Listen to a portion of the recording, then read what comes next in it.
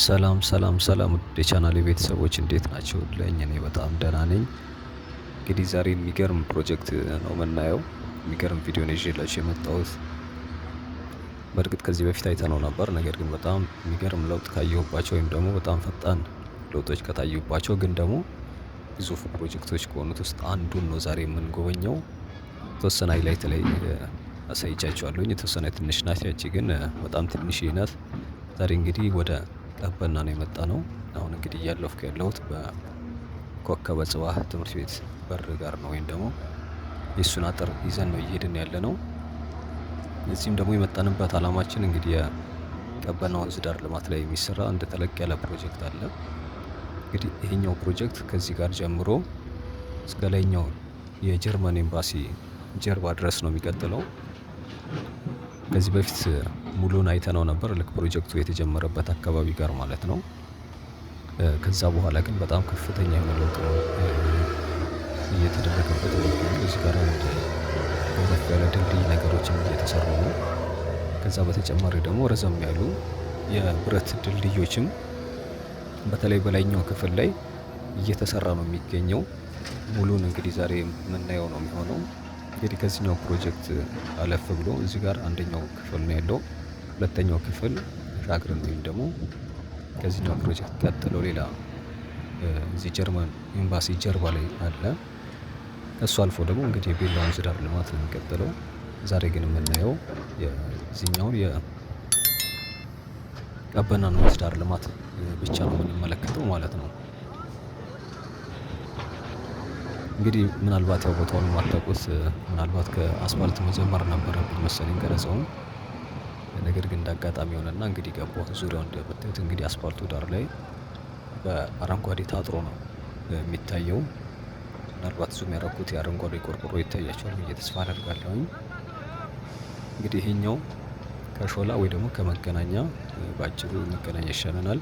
ከመገናኛ ተነስታችሁ ወደ 4 ኪሎ ወይ ደግሞ ወደ 6 ኪሎ ስትሄዱ እንግሊዝ ኤምባሲን አለፍ እንዳለን ኮከበ ጽባህ ትምህርት ቤት አለ።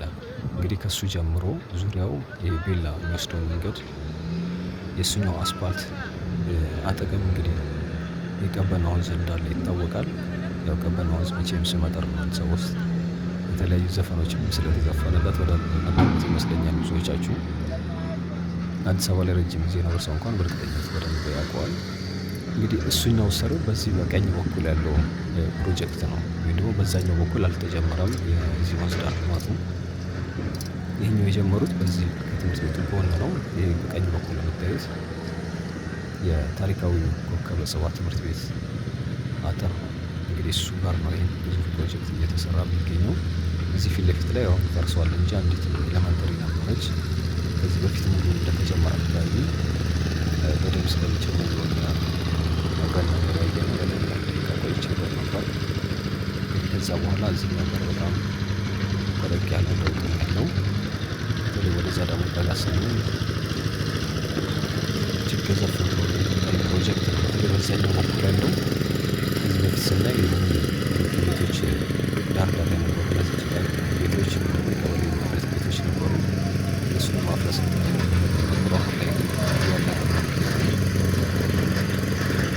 ቤት አልቋል። እሱ ቀጥሎ እና በዚህ ነው ማለት ነው። አንደኛው ፕሮጀክት የዚሁ አካል ኤምባሲ ጀርባ እንግዲህ ሰሞኑን እያልን የተለያዩ ፕሮጀክቶች የነበረው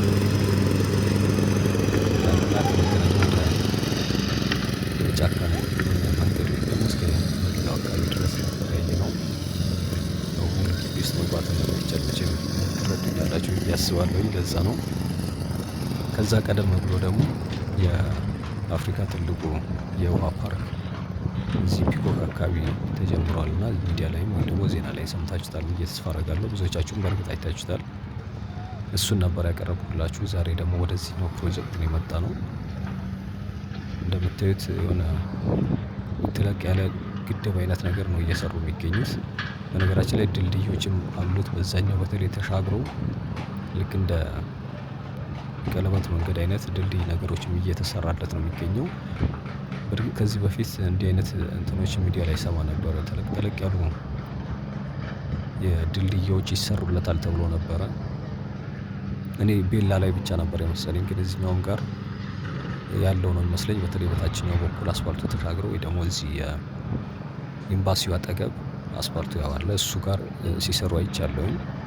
እዚህኛው ጋርም በዚህ በቀኝ በኩል እንደምታዩት ገዘፍ ያሉ ማሽነሪዎች እየቆፈሩ ነው የሚገኙት። ወደዚህ ደግሞ እስኪ የተወሰነ ገባ ብለን አየት አድርገን እንወጣለን። ከዚህ ከወጣን በኋላ ቀጥታ ወደ ይሄኛውን እንጨርስና ወደዛኛው ነው የምንሻገረው። እንግዲህ ዙሪያው ላይ እዚህኛው አካባቢ ቤቶች ነበሩ።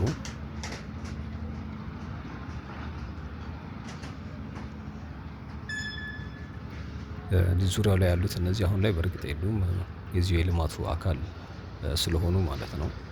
እንግዲህ አፍንጮ በር ጋርም እንደዚሁ አይነት ድልድይ እየሰሩ እንደሆነ ይታወቃል። ባለፈው አይተነው ነበር አብረን። እዚህኛው ጋርም ይሄኛው ግን ሳይዙም በጣም ከፍ ያለ ነው፣ ገዘፍ ያለ ነው። እንደዛኛው አይደለም። እንግዲህ ቤቶች ያልኳችሁ በዚህኛው ዙሪያ አካባቢ ጋር ነው የነበሩት።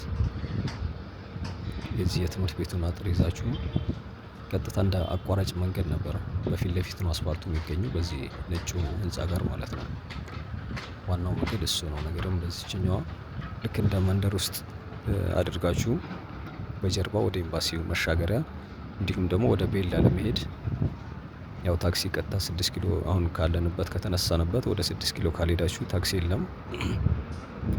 መንገዱን በዛ በኩል ስለሆነ ማለት ነው 6 ኪሎ ሄዳችሁ ከዛ እንደገና ወደ ቤላ ነው የምትመለሱት። በዚህኛዋ ግን እንደ አቋራጭ ነች በጣም።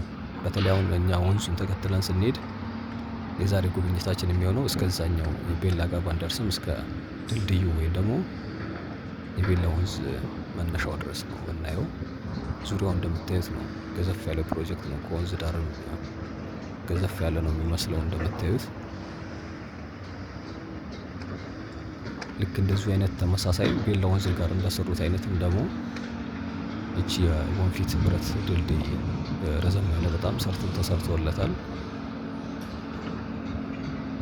አይ ቲንክ ካፓሲቲያቸውን በአንዴ እስከ 100 ሰው ድረስ ማሻገር የሚችሉ አይነት ናቸው። ያው የቤላው እንደዛ ስለሆነ ማለት ነው። እዛ ላይ የተጻፈበት ስለተጠናቀቀ የቤላውን አይቼዋለሁኝ። እዚህ ላይ ካለቀ በኋላ ባላሳያችሁም በእርግጥ እዛኛው ጋርም በአንዴ 100 ሰው ነው መሻገር የሚችለው የሚል ስለተለጠፈበት እዚህኛው ጋርም የሰሩት ስንጠጋ በደንብ እስከ መጨረሻው ታያላችሁ ብዬ ተስፋ አደርጋለሁ። ለዛ ነው እንትን የምላችሁ። እዚህኛው ጋርም ደግመውታል። በተለይ ደግሞ መዝናኛ ነገሮችም አሉት። የተለያዩ ቤቶች ምናምን እየሰሩ ነው። ስንሻገር ደግሞ በደንብ እያንዳንዱን ጠጋ ብለን እናየዋለን። እንግዲህ ፊት ለፊት ካለው ከአረንጓዴው ከዛፎቹ መሀል ጀርባ ላይ ነው እንግዲህ ሁለተኛው ፕሮጀክት ያለው። በእነዚህ መሀል እዚህ የምታዩት ድልድዩ ፊት ለፊት ጋር ያለው እንግዲህ የመኪናው መተላለፊያ ነው። ወንዟ በዚች መሀል ነው እየመጣች ያለችው።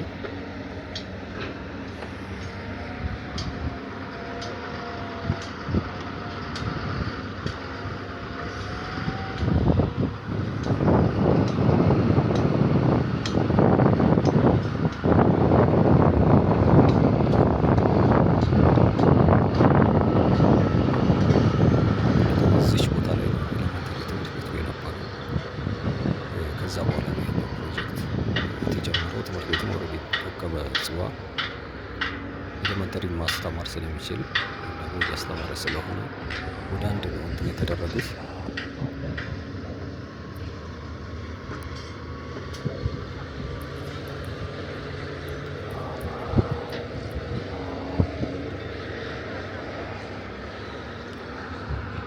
አዳዲስ ቤተሰቦች ካላችሁ ሰብስክራይብ በማድረግ እንድትቀላቀሉ እንጠይቃችኋለሁኝ።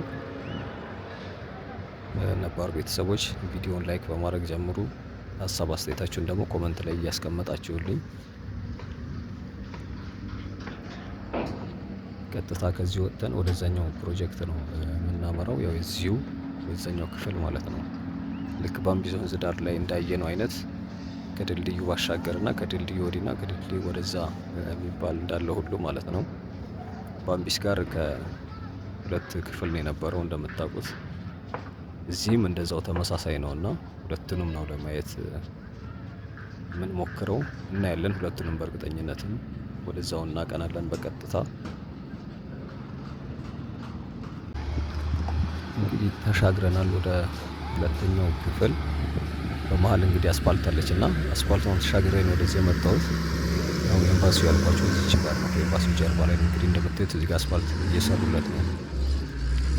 ያው ለእግረኛ እና እንደዚሁ ምናልባት ሳይክል መንገድ ሊኖረው ይችላል። እዚህ ብላችሁ ደግሞ ዙሪያው ጭቃ አፈር ያለችበት ከቆርቆሮ አጠገብ እነዚህ ጭቃ ቤቶች ነበሩ። ምናልባት ቆየት ያሉ የሰራኋቸው ቪዲዮዎች መለስ ብላችሁ ማየት እንትን ካላችሁ በጣም እኔ ራሱ ስመጣ ማለት አልጠበቁት ማለት የተወሰነ ያው ይታወቃል የሆነ ይፈጥናል ብዬ አልጠበኩም ነበር። ኦልሬዲ ሳር እየተከሉ ምናምን ያየሁት በዚህ ነው በኩል በተለይ ወደዛ ጠጋ ስንል እናየዋለን በደንብ። እንግዲህ ቀጥታ ይሄኛውን መንገድ ይዛችሁ ወደ ቤላ ወንዞዙን ተከትላችሁ ቀጥታ ኢቭን ቤላው በተለይ አረንጓዴ ነው ስፍራው። ከዚህ ወደዛ በእርግጥም በጣም አካባቢው አየሩም ነፋሻማ ነው፣ ዛፎች የሚበዙበትም ስለሆነ ደስ የሚል እንትን ያለው። በተለይ ደግሞ የወንዞቹ አካባቢ የህፃናት መጫወቻ እንደዚሁም ደግሞ የተለያዩ ወንበሮች ተዘጋጅተውለት እዛኛው አካባቢ በደንብ ነው አልቆ ኦልሬዲ ስለተጠናቋል። ይሄኛው ነበር የቀረው እስከ ቤላ ድልድዩ ድረስ ማለት ነው። እንግዲህ እሱኛውን አሁን ኦልሬዲ ጀምረነዋል። እሱን እናየዋለን። እንግዲህ አሁን ፊት ለፊት ነው ያቺ ማሽነዷ በዛ በኩል ስናያት የነበረችው ነች። ያው ድልድያችን ናት። ስለዚህ ምንም ያመለጣችሁ ነገር የለም ማለት ነው። ምን እየተሻገርኩት በመሀል ፊት ለፊት አያስመጣም። ያው እንደምታዩት ድልድይና አጥር ስለሆነ በዛኛው በመንደር በኩል ነው ዞር የመጣሁት። ይሄ ያው ኤምባሲው ግቢ ነው። ኤምባሲው ከዚህ በፊትም እንዳቀረብኩላችሁ ያው በጣም የቆየ እንደዚሁም ደግሞ ኢትዮጵያ ውስጥ ቀደምት ከሚባሉ 3 ወይ ደግሞ 3 ወር 4 እንደዚህ ናቸው። እነ እንግሊዝ፣ ጣሊያን፣ አሜሪካ ኤምባሲ ጋር አብሮ ቀደም ያለ ሪሌሽን የጀመሩ ወይም ደግሞ ዲፕሎማቲክ ሪሌሽን ከኢትዮጵያ ጋር ከመሰረቱ ሀገሮች አንዱ ነው እና ኤምባሲውም እዚህ አካባቢ በጣም የቆየ ነው። ዙሪያውም እንደምታዩት በጫካ ነው የተወረረው።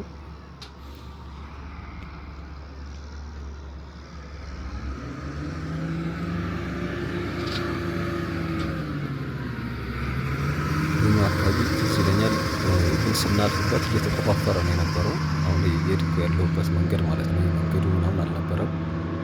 ይሄ ሳር የሚተክሉበት አሁን በዛኛው በኩል አረንጓዴ የሚያደርጉት ቤቶች ነበሩ የተወሰኑ ዳር ዳሩ ላይ። ይሄኛው በዛን ወቅት እየተቆፈረ ነበር። አሁን ያው እንደምታዩት ለእግረኛ ምቹ ሆኖ ነው የሚታየው። እንግዲህ ወደ ድልድዩ ደርሰናል። ድልድዩ ጋር እየተቃረብን ነው የምንገኘው። ድልድዩ ያኔ ነበር በእርግጥ፣ ነገር ግን ወደ ድልድዩ ደግሞ ለመድረስ በጣም አስቸጋሪ ነበር። ኢቭን በእግር እንኳን ለመሻገር ከባድ ነው የነበረው።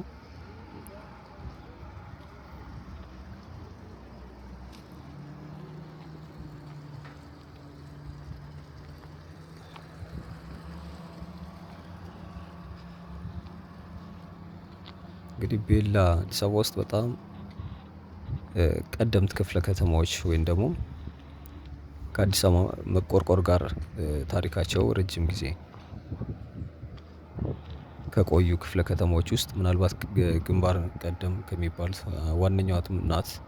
ከዚህ በፊትም ቼክ ሳደርግ ኦልሬዲ እንትን ነግሬያችሁ ነበር። በተለይ ደግሞ ያው ብዙዎቻችሁ እንኳን ታውቁታላችሁ። ልክ እንደ አራዳ ወይም ደግሞ ልክ እንደ አራዳ ሁሉ ይሄኛውም የቀበና ረጅም ጊዜ ያስቆጠረ ክፍለ ከተማ ነው።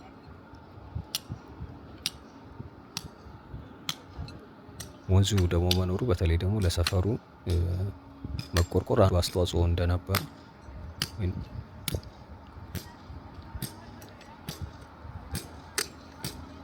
ያኔ ቼክ ሳደርግ ወይም ደግሞ ሪፈር ሳደርግ አቅርቤላችሁ ነበር። ያው ወንዟ በዚህ በኛው በኩል ገና የመቆፋፈር ወይ ደግሞ እንትን ማለት ነው ያለው።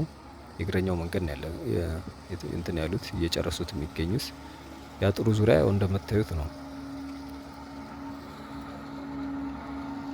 አሁን ከዚህ ተሻግረን ወደዛ እንግዲህ የተለያዩ መዝናኛ አይነት ቤቶች እየተሰሩ ነው የሚገኙት። በተለይ ወንዙ መካከል ላይ ደግሞ አንዲት የምታምር ቤት ሰርተዋል። ዙሪያዋ ደግሞ ልክ በአበባ ያጌጠ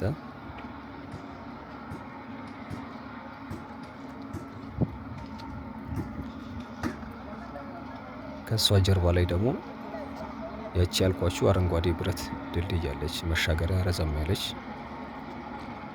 በነገራችን ላይ ለመሻገር ትንሽ የማስፈራት እንትንም አለው፣ ልክ የመስታወት ድልድዮች ሁሉ ማለት ነው። በተለይ በአንደኛው ጫፍ እና በዚህኛው ጫፍ ሰው ሲኖሩበት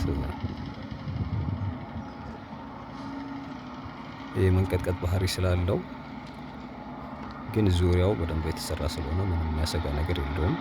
እንዳልኳችሁም ደግሞ እስከ 100 ሰው ኢቭን በአንዴ ማሻገር የሚችል ስለሆነ በተለይ ዳርና ዳር ላይ እነዚህ እንደ መወጠሪያ የተጠቀሟቸው ብረቶች የሲባጎ መሰል ብረቶች አሉ። ድልድዩን እንትን ለማለት እንደሚወጥሩባት ማለት ነው። በጣም ጠንከር ያለች እንትን ናት። በአራት አቅጣጫ አለው በዳር በዳር ማለት ነው። ሁለተኛ ደግሞ ድልድዩን እንደ ቋሚ ደግሞ የሚይዙ አሉ። መካከል ላይ በእርግጥ የሚይዘው ነው የለም። እንግዲህ መጀመሪያው ድልድይ ይሄ ነው፣ የኮንክሪቱ ማለት ነው። የብረት ድልድዩ በዚህኛው መንገድ ላይ ነው፣ በግራው በኩል ማለት ነው። ነገር ግን እኛ ሌላውን ማየት ስላለብን በዚህኛው እንሻገርና ስመለስ በዛኛው በኩል ነው ማሳያችሁ። ለአሁኑ ግን ተሻግረን ወደዛ ነው የምንቀጥለው። ሁለተኛ ወንዟ መሀል ላይ ያልኳችሁ ቤት ጋር ኦልሬዲ እየደረስኩ ነው የሚገኘው።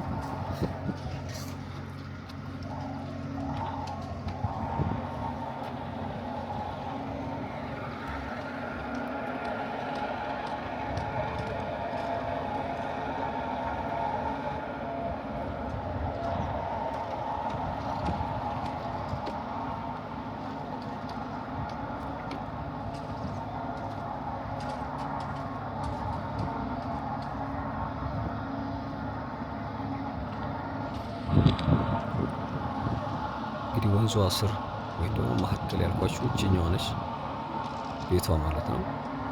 ጠጋ ብለን ደግሞ በደንብ እንመለከተዋለን። ዙሪያው እንደምታዩት ነው። በግራ በኩል እኔ ትቼ የመጣሁት መንገድ ይሄኛው ነው። እንግዲህ ዳገቱ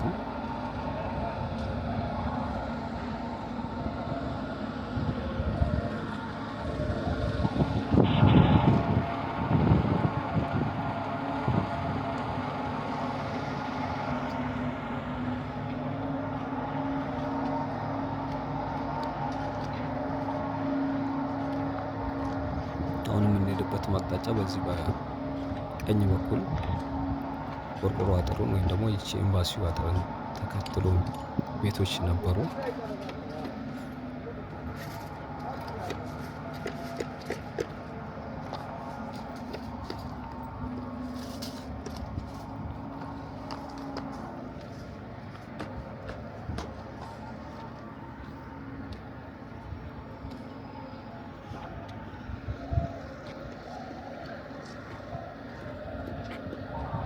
ቤቷ እንግዲህ ይችኛዋ ነች። በዛኛው በኩል ደግሞ ዳገት ላይ ሆናችሁ ስታዩት በጣም ነው የሚያምረው።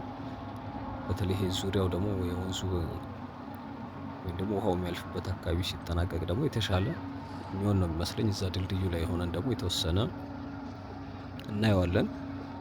እንግዲህ ጉዟችን ቀጥሎ የሚሆነው በዚህ በቀኙ መስመር ነው እንደነገርኳችሁ። እዛኛው ጫፍ ላይም በተለይ ቤላ ድልድዩ ጋር የሚሰሩ ቤቶች አሉ። ልክ የልማት የሚሰራባቸው የወንዝ ዳር ላይ የሚሰሩ አይነት ቤቶች ማለት ነው። እንደዚሁም ደግሞ ወንበሮች፣ ማረፊያ ወንበሮች የተዘጋጁ ነው የሚገኙት።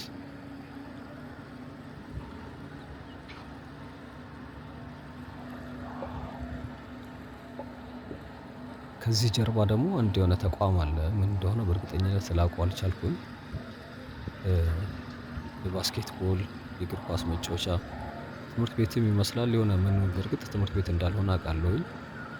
ትምህርት ቤት እዛ አስፋልት ጫፍ ላይ ከነበሩት፣ እንደዚሁም ደግሞ ቤላ ታክሲ ተራው አካባቢ ካለው የኤሌመንተሪ ትምህርት ቤት ውጭ ትምህርት ቤት በዚህኛው አካባቢ እንደሌለ አውቃለሁኝ። ነገር ግን አሰራሩ ልክ እንደ ትምህርት ቤት አይነት ነው። መጫወቻ ስፍራዎች የተዘጋጁለት ልክ አሁን የኮሪደር ልማት ላይ የሚሰሩ አይነት እንትኖች ናቸው የተሰሩና ኦልሬዲ ታጥሮ ምናምን ያየሁት። በርግጥ ከዚህም ፕሮጀክት በፊት የተሰራ ሊሆን እንደሚችል ነው የምገምተው። እዚህ ጋር ነው እንግዲህ ቤቶች ነበሩ ያልኳችሁ። እንግዲህ ቤላ አብዛኛው የቀበሌ ቤት እንደሆነ ይታወቃል።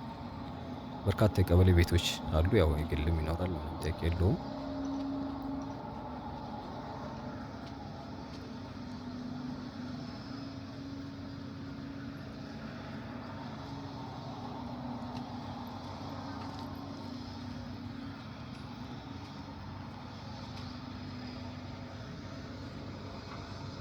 እንግዲህ አንዳንዴ የኛ ወክ ማድረግ አንወድም እንጂ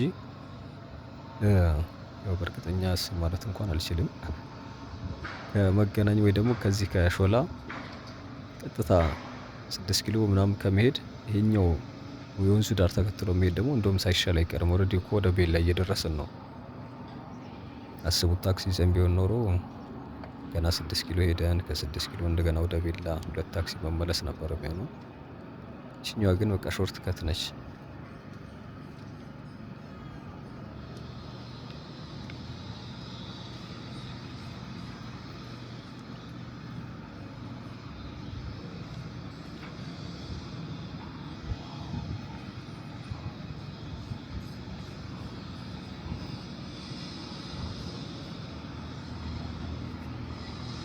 ወንዙ አሁን እየደረቀ ካልሆነ በስተቀር ደስ የሚለው ወይም ደግሞ እንደ ሌሎቹ አይነት የተበከለ አይነት ወንዝ አልነበረም ያለው። ክረምት ላይ እንደ መጥቼ አይቼው ነበር። ጽድት ያለ ልክ የክፍለ ሀገር ላይ እንዳሉ አይነት ወንዞች ነው የነበረው። እንግዲህ ያልኳችሁ ቤት በዛኛው በኩል ነው፣ የነጩ መኪና ከቆሙበት ጀርባ ላይ ካሉት ማለት ነው። ምናልባት እስኪ እዚህ ሰፈር መታቁት የቻናላችን ቤተሰቦች ካላችሁ ደግሞ ኮመንት ላይ ብታስቀምጡልኝ ደስ ይለኛል። ያው እዚህ መመለሳችን አይቀርም። በተለይ ደግሞ ሌሎች ለውጦች ሲኖሩት የዛኔ ደግሞ ምን እንደሆነ እንግዲህ ሌሎች ቻናላችን ቤተሰቦችም እንዲያውቁት ያደርጋልና እንግዲህ ወደ ቤላ እየተዳረስን ነው የምንገኘው። በነገራችን ላይ ድልድዩ ጋር ማለት ነው። ከሱ አልፎ ኦልሬዲ የቤላ ወንዝ ዳር ልማት ነው ያለው። ያኛው ኦልሬዲ ያለቀው ተጠናቀቀ ማለት ነው። በዚህ በጣሊያን ኤምባሲ ጀርባ ጋር ድረስ ያለው። በነገራችን ላይ እሱ ደግሞ በጣም ነው። ከዚህም እንደዚህ የሚታዩ ብዙ አይነት እንትኖች ባይኖሩትም ግን በጣም ነው ደስ የሚለው። አካባቢው ዙሪያው እንዳለ ዛፎች ምናምን ያሉት፣ በተለይ ፀሐይ ላይ ደግሞ ሲሆን የተሻለ ሪፍሬሽ ለማድረግም እዚሁም ደግሞ መካከል ላይ የተሰሩ የተለያዩ ህጻናት መጫወቻ አይነት ነገሮችም አሉ። ወንዙም ከዚህ አካባቢ በተሻለ ወደዛኛው ጋር እንትን አለው። እንግዲህ እዚህ ጋር የሆነ ከርብ የሆነች እንደ ማረፊያ አይነት ነገር መሰለኝ እየሰሩ የሚገኙት።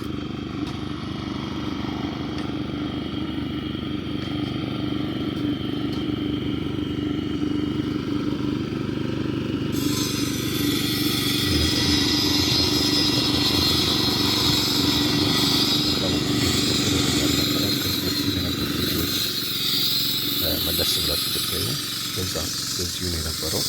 ፕሮጀክቱ በእርግጥ እንደዚህ አድቫንስ አላደረገም ነበር። ቀጥሎ እንግዲህ በተሰለ በኩል ነው የምትመለሰው ያችን ድልድዩን ለማየት እና ይቺ መኪናዋ በምታልፍበት በኩል ማለት ነው። መሻገሪያ ግን የግድ ወደዛ መጠጋት አለብን። እዚህ መሻገሪያም የለም። ሁለተኛ ደግሞ እዚህ መንገዱ ጫፍ ላይ የሚሰሩ አይነት ቤቶችም አሉ። እነሱንም ማየት አለብን። ከዛ ቀጥሎ ተሻግረን በዛኛው በኩል ባላየ ነው ወይም ደግሞ በግራው በኩል ማለት ነው፣ በዛኛው በኩል እንመለሳለን። እንዲህ እያልን የዛሬ ፕሮግራም ወደ መጨረስ እየተጠጋን ነው የምንገኘው።